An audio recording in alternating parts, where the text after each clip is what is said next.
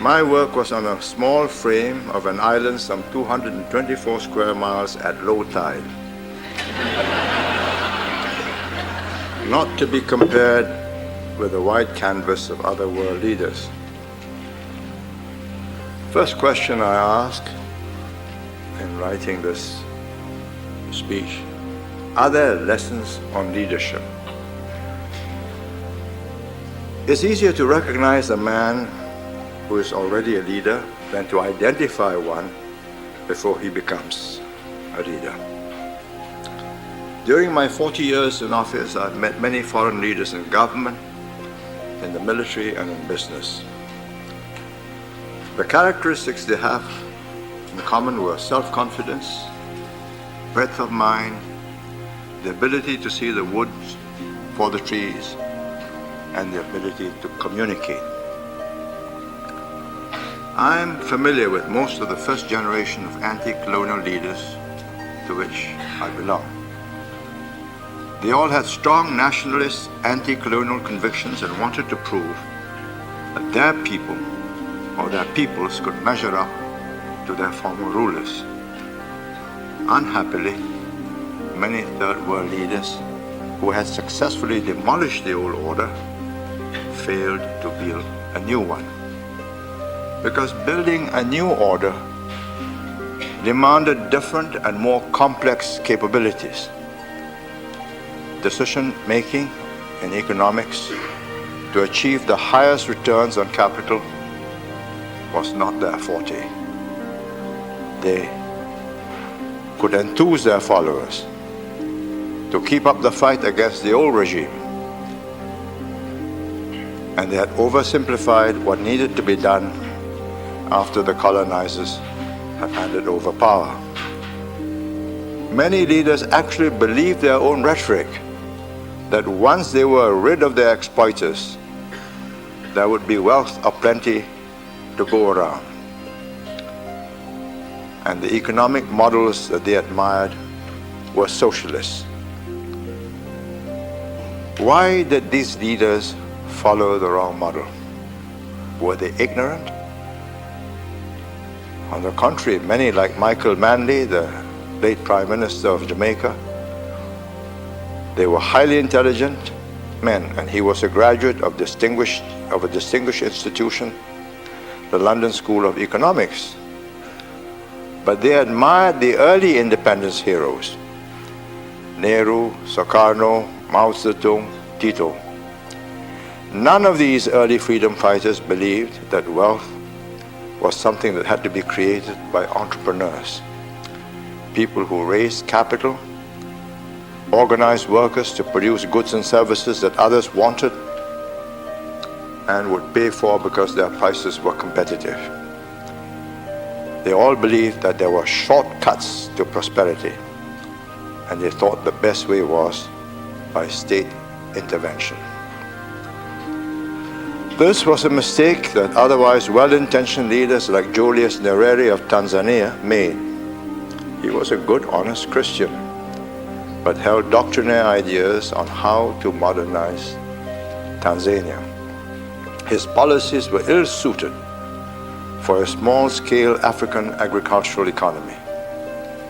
And both Julius Nyerere and Kenneth Kaunda of Zambia failed to develop their economies. On the other hand, Jomo Kenyatta and his successor Daniel Arap Moi of Kenya made their country more prosperous in spite of considerable corruption. What was the difference? It lay in the interventionist state policies of the first two compared to the free market policies of Kenya. I've been asked time and again, how was it that my colleagues and I avoided falling into this trap? Before I answer this question, let me start by explaining how I became politicized. The first turning point of my life was World War II. The way the British was routed by the Japanese. Before the war broke out, Our British rulers feared that the Asians would panic if bombs and shells fell upon them. When the bombs and shells actually came, it was the British bosses who were shocked and packed their families off. Their Chinese, Indian, and Malay subjects stoically bore their sufferings. That aura of overwhelming superiority with which the British held us in thrall was broken, never to be restored. Another turning point was the experience of the brutality and cruelty of our Japanese conquerors. They had portrayed themselves as liberators of fellow Asians from the white man, but they left us in no doubt that they were the new masters of the so-called Greater East Asia Co-Prosperity Sphere. And to punish the Chinese in Singapore for supporting the nationalist government of China with donations to fight Japanese aggression, within the first 15 days of their conquest of Singapore, they picked off at random 50,000 to 100,000 Chinese youths out of concentration centers and machine gunned them on the beaches. I had first-hand experience of Japanese militarism when a Japanese platoon was decided to build themselves in my home. My family had fled to the countryside, and it was 4 days of hell. I was roughed up, slapped, made to kneel down by a sentry, kicked in the chest, sent sprawling because I did not know that I had to bow to him to cross the bridge. I felt that the dark ages had descended upon us.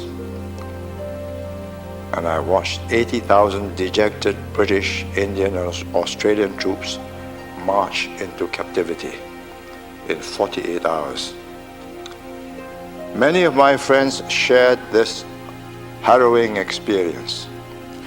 We asked ourselves, why? What right had the Japanese to do this to us? Why did the British not fight the Japanese more ferociously to defend us?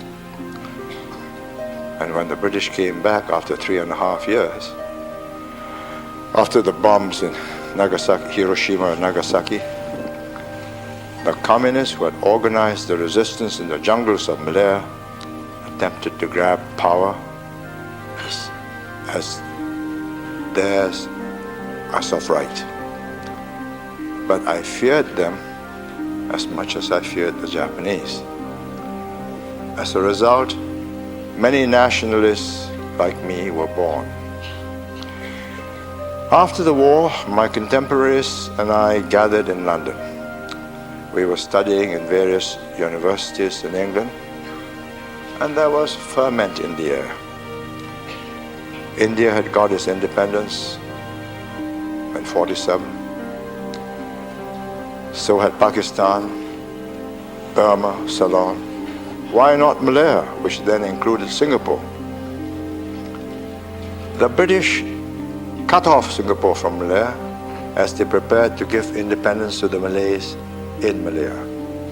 They wanted to keep Singapore as one link in a chain of naval bases from Portsmouth to Gibraltar, to Suez, to Aden, to Singapore, to Sydney.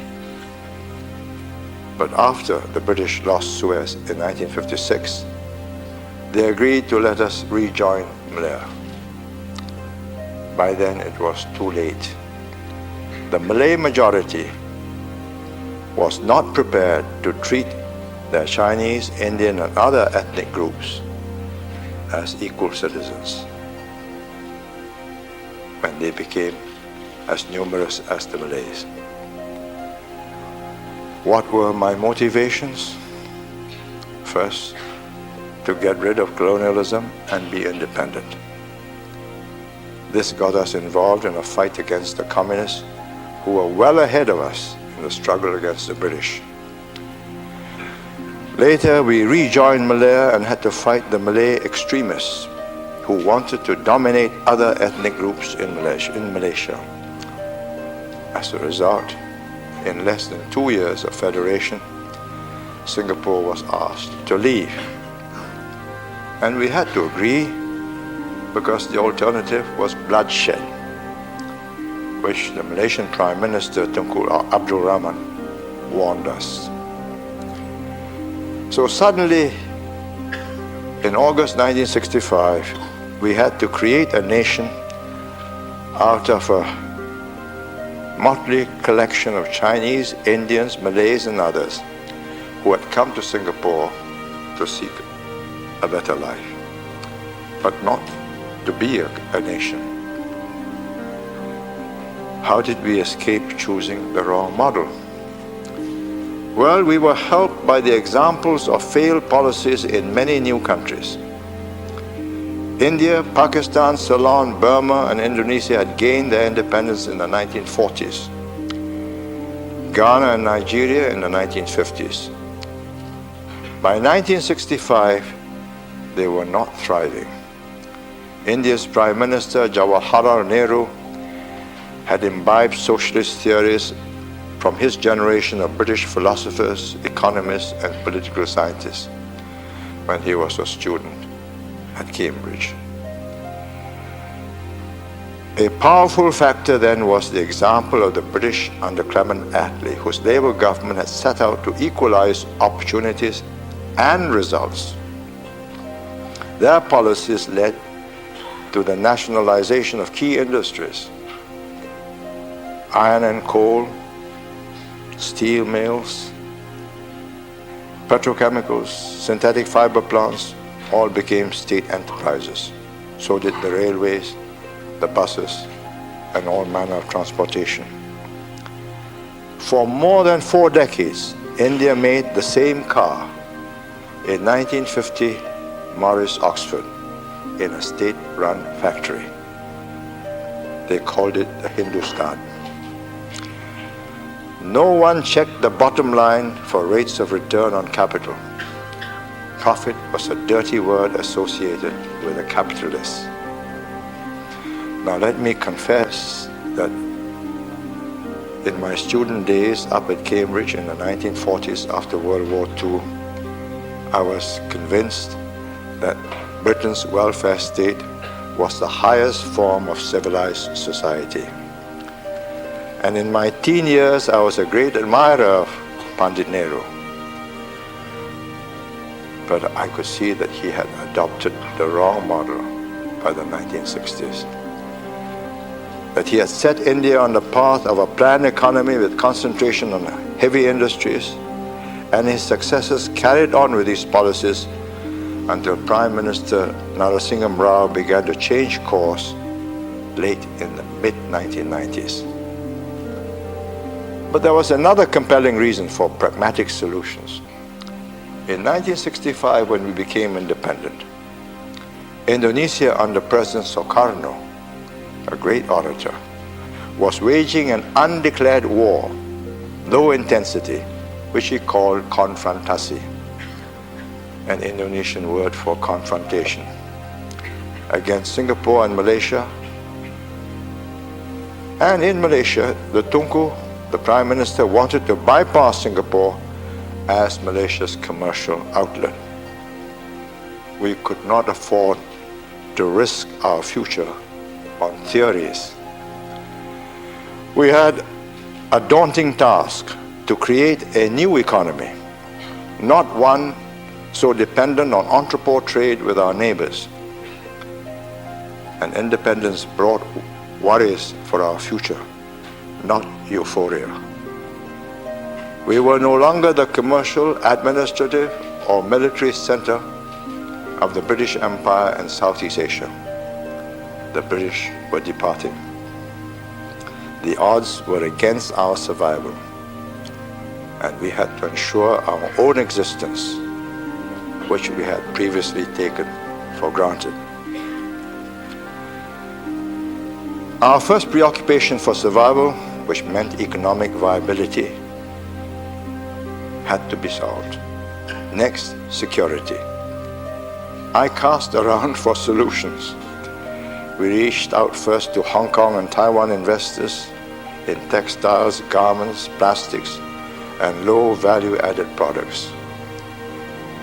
Later, a UNDP expert working in Singapore described to me how Israel had leapfrogged its neighbors who boycotted them, and exported to Europe and America fruits, flowers, many other things. I thought to myself, why not seek links with the developed countries? Get industrial investments from Europe, Japan, and America. They came, but far and few between. Then, fortuitously, China went into a convulsion of the Cultural Revolution, and it reached a crescendo in 1967. So computer companies like Texas Instruments, Hewlett-Packard, National Semiconductors, they passed over Taiwan and Hong Kong, and we attracted them to Singapore. We had political stability, industrial peace, plus English as our working language, pull factors.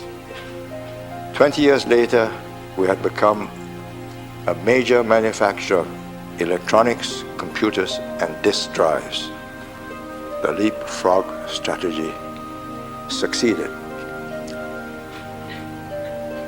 I worked out another strategy, the other side of the coin. That was to create or to turn Singapore, a third world island, into a first world oasis in a third world region, so that entrepreneurs and their families from the first world would base themselves in Singapore whilst they explored the region. So we established up-to-date facilities in communications and transportation, airport, container port, state-of-the-art telecoms and security, personal and public security, health standards to approximate first world, and a living environment equal to the first world. Later, we improved our cultural facilities, museums, symphony orchestras, visiting artists. The hardware part was easy. Getting people to change their habits to match first world infrastructure that they now had, that was difficult, slow and painful. We made progress by a series of campaigns involving the whole population. More courtesy, stop spitting, keep public lavatories clean, not a minor item if you want a tourist trade to prosper. And no chewing gum if you don't want your train doors not to close. And no litter. And no pickpockets. One rewarding decision was to green up the island with trees, palms, shrubs, creepers, flowers, to make Singapore different. We had rain all year round, sunshine. All we needed to do was to plant them and trim them. And we involved the whole population in planting and caring for them. And we made progress. And slowly our people are now acting more like a first world civic society, although there's a long way to go. They still have their telephones buzzing in concerts.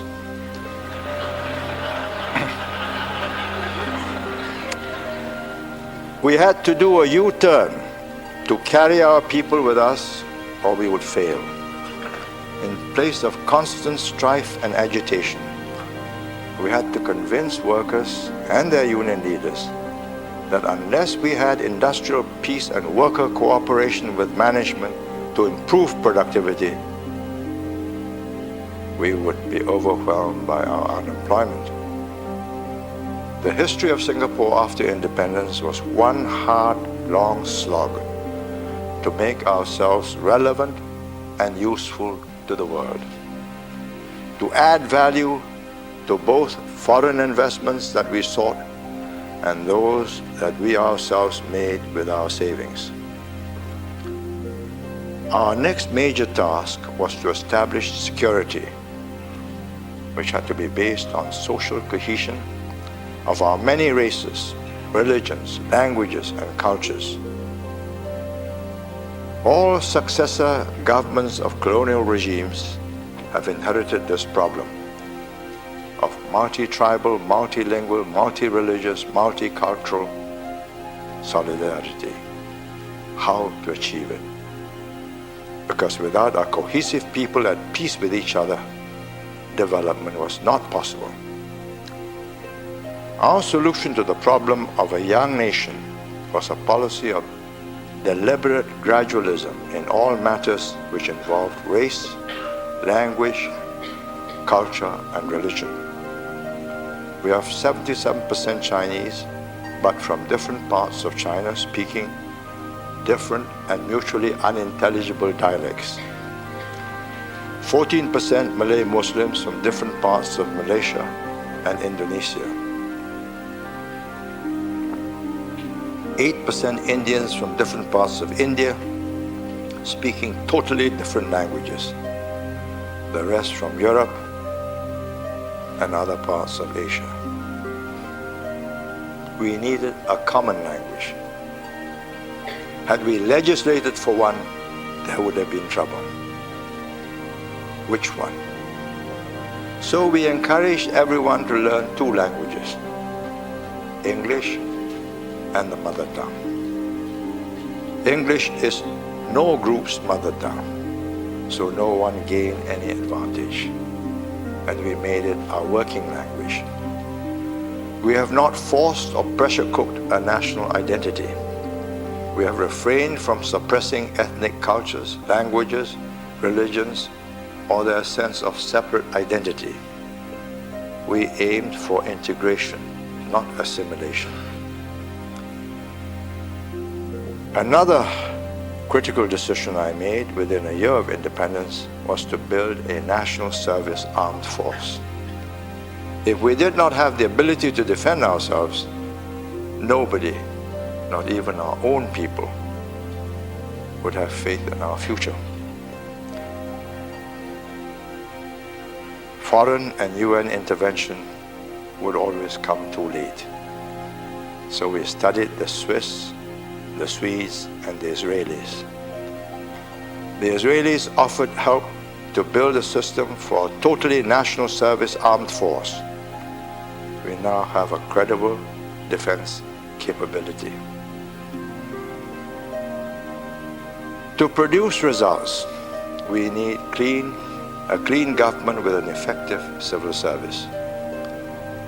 And we had to shape the administration to produce that effective instrument of policy.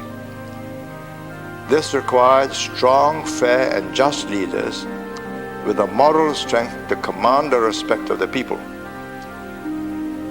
Unity in the core group of leaders ensured that we sent clear signals to our people and avoided confusion that would have arisen if the team had bickered and split. Leaders must have that sense of being trustees, that they are only temporarily in charge of the destinies of their people, and that their duty is not only to discharge this trust, but also to pass it on to equally trustworthy and competent hands. So luxurious living while our people were left in poverty and backwardness was out. We ensured complete accountability and open separateness between personal assets and public funds. Corruption, which has been a cancer in many societies, had to be eradicated and constantly kept down. A government voted into office needs an efficient, honest administration, staffed by officers recruited completely on merit by a politically neutral body. We had an impartial, capable public service commission with a chairman and members who were shrewd at assessing character. Promotions and rewards of scholarships must be made to the best candidates, and they have to share the nation-building philosophy and the development goals of the political leaders. They must also be adequately paid so that temptations would not be too difficult to resist. Once a political system has been corrupted, right from the top, from the very top to the lowest rungs of the bureaucracy, the problem is almost impossible to solve without a revolution. The cleansing and disinfecting has to start from the top and go downwards in a thorough and systematic way.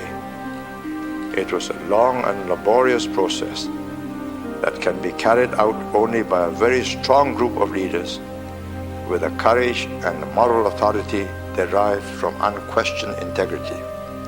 We just managed it and stopped it before it got out of control. Next, we decided that the people should be stakeholders. Soon after separation, I resolved to enable every household to own their own home. If you're going to get the people to take national service seriously, I could not ask other people's sons to fight and die for the properties of the wealthy.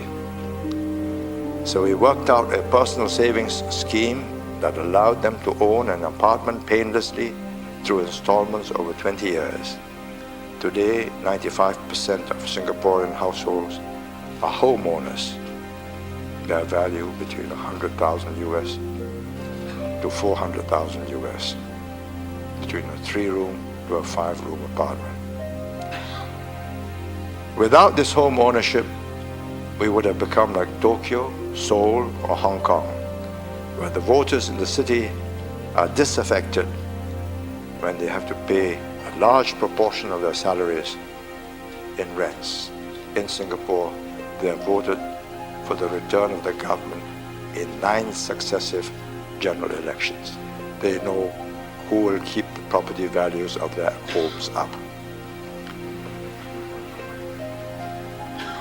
Policies must be pragmatic, not dogmatic.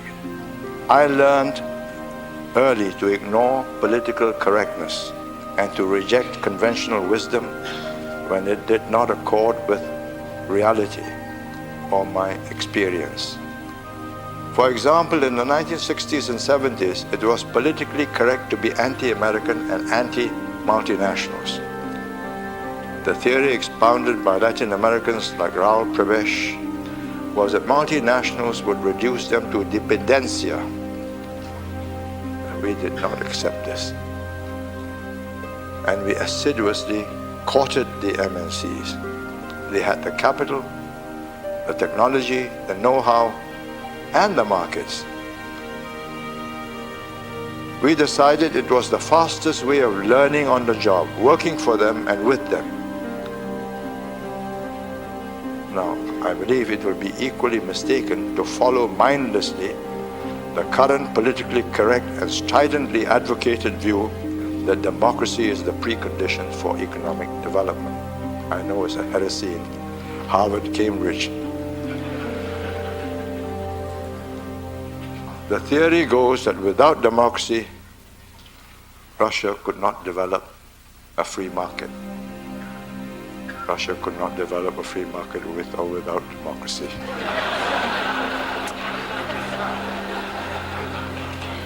And it was not borne out by the experience of Taiwan, South Korea, or post-open door China. What a country needs for growth and progress is stability and good government, one that is honest and effective and works for the benefit of the people. Good government should never be shackled by theories, however attractive and logically elegant. From the outset, we decided that education was the key to our future. In what language should we teach? This was a sensitive and emotive issue involving the mother tongues and cultures of various races. And I had to resist the pressure to to make Chinese the primary language, although 77% of the people were Chinese. Instead, I made English the working language, not the official language, just the working language. Let's be practical. And I allowed parents to choose between schools that taught in English and Chinese, or Malay and Tamil, or in Chinese with English, or Malay in English and Tamil in English. It was their choice. And in a few years, parents realized that their children's future was best assured when they were competent in English. In other words, English as the first language and the mother tongue as the second language, because even our Chinese banks were switching to English. We expanded schools, built new technical institutes, polytechnics, and universities. This proved decisive for our progress. My final and most important decision was to prepare, or rather to plan and prepare for succession, and not leave it to chance. After 3 successful elections in 10 years, since we first won and took office in '59, my old guard colleagues and I were troubled by the caliber of the young men that we had been able to induct. They were the best of our political activists, our supporters, professionals, academics with PhDs, but they were not equal to the original team. My original team had been thrown up by the upheavals of the Second World War and were among the best of that generation. Those that didn't have it were knocked out by sheer elimination of events. Now we were not getting the best to volunteer to join us. We had to identify potential leaders. But how? Well, some people are natural alphas. Activists in their school days as school prefects, sport captains, or presidents of college societies. Alphas usually are extroverts with high energy levels. But as these school and college leaders grew older, many did not measure up. The valedictorian in school does not always make it after college. Few of those voted in college as most likely to succeed make it in the real world. As they grow older, they need other qualities to stay as leaders. Higher levels of intellectual ability, a steady character, judgment, a decision-making capability that can win the confidence of those around them. 7 times from 1959 to 1990, before each election, I had to select 20 to 30 candidates who were likely to make good as ministers, but first as members of parliament, and then some as ministers. The easiest attribute to determine is intelligence. Performance in examinations, IQ tests, SAT scores, they give a fair indication of analytical ability. Many that we fielded with PhDs failed as ministers. They lacked something. When I learned from American corporate leaders that they used psychometric tests to recruit and promote their executives, I recall the epic flight of the 3 astronauts on Apollo 13. If you remember, their spaceship malfunctioned 3,000 miles out in space. Any false move and they would never return to Earth. They remained calm, collected throughout the ordeal, and trusting their fate to the men at ground control whose instructions they followed meticulously. I concluded that NASA's psychological tests on the ground had successfully eliminated those who were prone to panic in a crisis. I decided in 1980, therefore, to adopt their practice, and I had psychological and psychometric tests to help us assess the character of candidates, to weed out those who were not likely to succeed. But they couldn't help us, they couldn't tell us who was likely to succeed. The prospect of failure forced us to talent spot. After a high attrition rate at the beginning, we improved our selection methods. We threw candidates into the deep end of the pool to test their political skills. Finally, I was concerned that the government machinery of the 31 years had been customized to suit my work style. So I made a conscious effort in my last 2 years to make room for my successor so that he can reconfigure the arrangements. So when a new guard of men in their 40s and 50s took over in 1990, there was no crashing of gears, and instead, in the 1990s, Singapore has repeatedly been rated by Transparency International in Berlin among the top 7 least corrupt countries in the world, the least corrupt in Asia. And we have not become decadent and corrupt after 41 years in office. The old guards set high standards because they were brought up that way. The new guards have been able to maintain the self-discipline and integrity in the midst of growing affluence. Our judiciary and the rule of law are rated by the World Economic Forum and the Institute of Management and Development in Geneva, and PERC, which is a rating agency in Hong Kong, as the best in Asia. It commands the respect of the people and of our investors. And Singapore is ranked by WEF and IMD as the second most competitive nation in the world after the United States. They say I do not listen to my opponents. I do, when they are serious opponents. We studied all those items where we were rated poorly, and we set out to do better. We practiced lifelong learning before it became a buzzword. What were the basic strengths that made this possible? A basic idealism and an integrity that drives the whole system. But new forces are at work. The present leaders grew up in a Singapore that was stable and growing year by year. People have got accustomed to the comforts of a modern, affluent society and expect life to be better every year. Opinion polls are becoming a regular feature of public life. Leadership has been reduced to the shaping of a policy so that somehow it would be able to carry the majority, and if not the majority, then the plurality, in the hope that it will expand into a majority by the next election.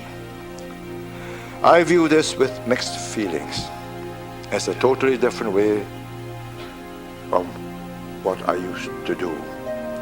In the 1960s, strikes, demonstrations, disorder and violence threatened our existence. People faced dire choices. Leaders had to lead, make bold decisions, and act swiftly. Only later did I have to convince the people to support our decisions. For example, I had to carry out a campaign to win a referendum to take Singapore into Malaysia. But when bloodshed threatened and the Malaysian government wanted Singapore to be out, I did not. Indeed, I could not hold a referendum and consult the people before I took them out. That would have meant disaster. I took the decision, persuaded my cabinet colleagues to sign the separation agreement with me, and embarked on independent Singapore. To build a more stable Singapore, I did not discuss nor ask our different races whether they like to live integrated together in new high-rises when we were building to replace the squatter huts. I knew what the answer was going to be. They wanted to stay together. But would that be good for us? The British had allowed them to be segregated in Malay villages, Chinese quarters, and an Indian enclave because it was easier to rule such groups of people separated by race, language, and religion. We had to form a nation, or try to. So my colleagues and I decided that the people would ballot for their apartments. And they would have Chinese, Malays, Indians, Eurasians, and others as their neighbors. We did not seek their consent. For the first few years, they were not comfortable. After 10 years, it became a way of life. We did the same in the schools. Children used to be segregated into Malay, Chinese, Indian, and English language schools. Slowly and gradually, I persuaded parents to register their children for schools that use English and the mother tongue as a second language. And when they did so,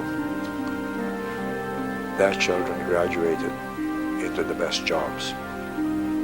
Now we have schools with all races in mixed classrooms, and integration has become a fact of life. The business of government can be executed effectively only by people's representatives, exercising their judgments based on their mandate. The people had given me a mandate to join Malaysia on fair terms. When the Prime Minister of Malaysia was fearful of a bloodbath, I exercised my judgment to separate without consulting the people. So also racial integration and housing and schooling was part of my mandate given in elections every 5 years that I won. The difference between the old guard and the new guard leaders are stark, reflecting the differences between the old society and the new. The old society was a revolutionary situation.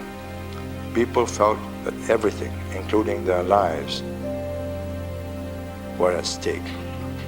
They trusted their leaders and gave us unstinting support. It was an inspired generation that fought against great odds to succeed as an independent country. The new society is secure, comfortable, confident. Many of the young believe that prosperity and stability to be theirs as of right, and to consult them, and that they must be consulted before any change is made which could affect them. Well, this change is unavoidable, but does it mean that leaders have to govern by the polls as in many developed societies? However, recent upheavals in Indonesia have brutally reminded Singaporeans of the volatility of their surroundings and alerted them to the dangers that lurk around them.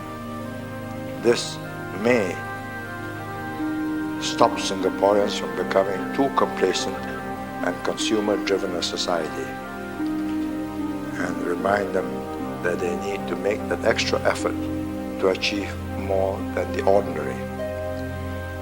Many failures in the Third World were the result of the leaders of the immediate post-independence period, the 1960s to the 80s, abiding by the theory then prevailing that socialism and state enterprises would hasten development. Their interventionist economic policies led to a misallocation of resources and increased opportunities for corruption. That theory was demolished as a result of the collapse of the Soviet Union. There is no reason why Third World leaders cannot succeed in achieving growth and development if they can maintain social order, educate their people, maintain peace with their neighbors, and gain the confidence of investors by upholding the rule of law. Finally, are great leaders born, or are they the result of revolutionary situations? from my experience, I think, is both, but more because of circumstances. Mao Zedong and Deng Xiaoping were thrown out of a massive convulsion of 400 to 500 million Chinese after 100 years of decay and decline into warlordism and Japanese occupation. Mao was the revolutionary who liberated China. Deng was the builder who saved China from imploding like the Soviet Union. Who was the greater leader, Mao or Deng?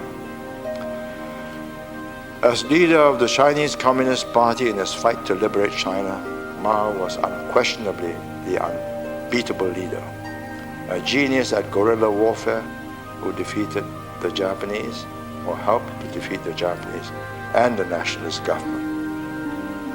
But was he the modernizer of China? Had he lived on, or had Hua Guofeng, his immediate successor, stayed in charge, China would have gone like the Soviet Union. The party heavyweights brought back Deng, a veteran of the Long March, and Deng was not an ideologue like Mao, ever the realist with a keen sense of the basics of the economy. He realized that the communist system was not delivering. He opened up China economically in 1979 or late 78, kept a tight hold on political and social control of the country. Although the opening up faltered after Tiananmen in 1989, he pushed it again in 1992 while on a southern tour of Guangdong province. Had Deng followed Gorbachev in implementing both glasnost and perestroika at the same time, China would have collapsed in chaos. Are there no great leaders of that caliber in China today? Surely there must be. But present-day China requires a different kind of leader. Not creators of liberation armies, but competent, imaginative builders of the economy and flexible managers of the huge social and political changes that will flow from the opening up of China to the world. The needs of a country vary from time to time. China now has the prospect of becoming an advanced technological society in the next 50 years, provided its leaders can manage the changes to its economy and its society. More important, they have to be courageous and skillful enough to adjust and change their political system to involve their better educated, more articulate and assertive people, 70% of whom will live in the cities, and they will have to do all this without losing political stability. Similarly, the difference in mood between America and Europe, both under threat in World War II and their comfortable consumer societies of the 1990s. This explains the absence of towering leaders. Winston Churchill, Franklin Roosevelt, Charles de Gaulle, Harry Truman, Dwight Eisenhower, Secretary of State Dean Acheson. They were strong leaders that people needed in times of crisis. Neville Chamberlain gave way to Churchill, who promised the British people blood, sweat and tears. After Nazi Germany was defeated and the danger had passed, they voted in Clement Attlee as Prime Minister, Churchill's small, mild-looking deputy during the war. Similarly, de Gaulle became the symbol of French resistance to a German-occupied Vichy France under Marshal Pétain. He returned in triumph to Paris in 1944, but went into retirement after he made two partially successful attempts, or unsuccessful attempts, to reorganize the government.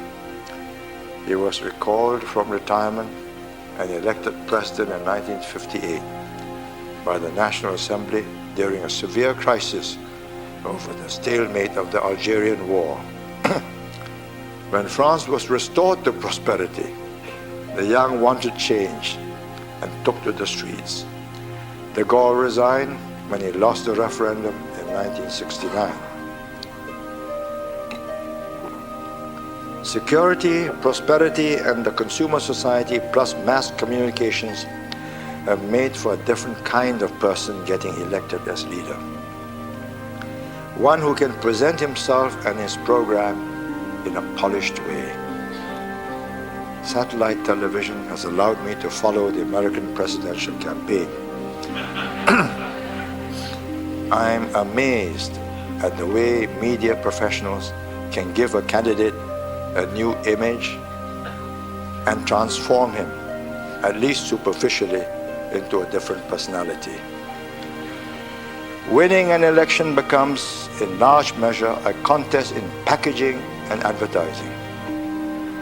These new techniques have been so successful that Europe has also bought into them. A spin doctor now is a high-income professional, one in great demand. From such a process, I doubt if a Churchill, a Roosevelt, or a de Gaulle can emerge. The difference between Winston Churchill and Tony Blair is the difference between their two societies. One caught in a titanic struggle, the other comfortable and secure, facing no external threats, reluctant to join Europe, or reluctant to join the Euro, or to have his accustomed way of life upset in a federal Europe. Revolutionary situations throw up great leaders who demand blood, sweat, and tears. Comfortable circumstances produce leaders who promise people an even easier life, whether they can deliver it or not. But when the British felt that Britain was slipping, they voted for a conviction politician in Margaret Thatcher 3 times, from 1979 to 1990. Similarly, when the Americans feared that their country was becoming weak during the Carter years, when American diplomats were held as hostages in Tehran and the Soviet Union menacingly invaded Afghanistan, they voted for Ronald Reagan for 2 terms. Germany, defeated and divided after the war, produced Konrad Adenauer. Germany recovered and became the economic engine of Europe. Germans still felt threatened and vulnerable. They voted 4 times for another conviction politician, Helmut Kohl, who for 16 years cooperated closely with America and established strong bonds with France. When the opportunity came with the fall of the Berlin Wall in November 1989, he seized the moment and by 1990 had reunified Germany. With Germany reunited and the danger from Russia diminished, the people's mood changed. In 1998, they voted Kohl out in favor of Gerhard Schröder. Germans wanted a change to a new media-savvy generation of Bill Clintons and Tony Blair. This brings me to my last question. Can you teach a person to be a leader? Yes, if that person has the primary attributes to be a leader. Then lessons in leadership will help him develop his skills and become more effective, a leader with fewer costly errors. Arnold Toynbee, in his massive study of history, argues that if the challenge is too great for a people, they will fail, however great the leader. But that if there is no challenge, a people will not achieve much. Fortunately for Singapore, the challenge was not beyond the capability of its leaders to draw the best out of the people. If Singapore has once again to face circumstances as daunting as those in the first decade of its existence, both people and leaders must be able to rise to the occasion for the country to survive. Thank you.